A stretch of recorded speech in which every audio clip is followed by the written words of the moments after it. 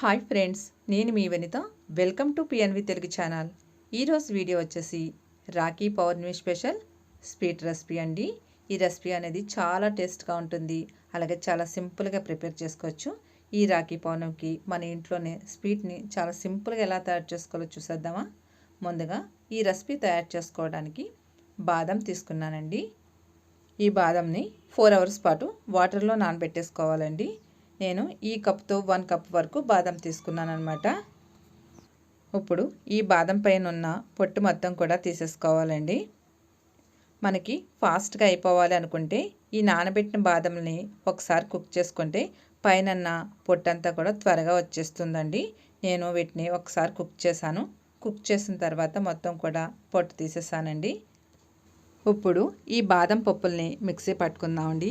బాదం అనేది పిల్లలకైనా పెద్దవాళ్ళకైనా చాలా మంచిదండి.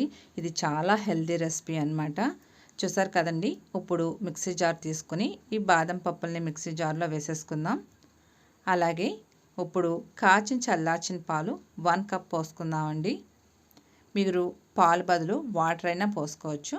పాలు అయితే ఇంకా బాగా టేస్ట్ వస్తుందని చెప్పేసి పాలైతే పోస్తున్నానండి. ఇలా పాలు పోసుకున్న తర్వాత మిక్సీ పట్టేసుకుందాం. మరీ మెత్తని పేస్ట్లా కాకుండా కొంచెం బరగ్గా ఉండేటట్టు పట్టుకుంటే టేస్ట్ అనేది చాలా బాగుంటుందండి. చూసారు కదండి, ఈ విధంగా కొంచెం బరగ్గా పట్టుకుంటే బాగుంటుంది. ఇప్పుడు స్వీట్ తయారు చేసుకుందామండి. స్టవ్ మీద అడుగు మందంగా ఉన్న ఒక గిన్నె పెట్టుకుని ఇందులోకి ఒక 4 స్పూన్ల వరకు నెయ్యి వేసుకుందాం. ఈ నేతిలో ఇప్పుడు మనం మిక్సీ పట్టుకున్న బాదంను వేసి వేయించేసుకుందామండి. స్టవ్ని లో ఫ్లేమ్లో పెట్టుకుని నెమ్మదిగా వేయించుకుందామండి, లేకపోతే అడుగు పట్టేస్తుంది.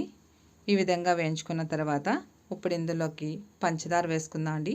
1 కప్ వరకు బాదం తీసుకున్నాను కాబట్టి 3/4 కప్పు వరకు చక్కెర వేసుకుందామండి. స్వీట్ కొంచెం ఎక్కువ తినేవాళ్ళైతే 1 కప్ వరకు వేసుకోవచ్చండి.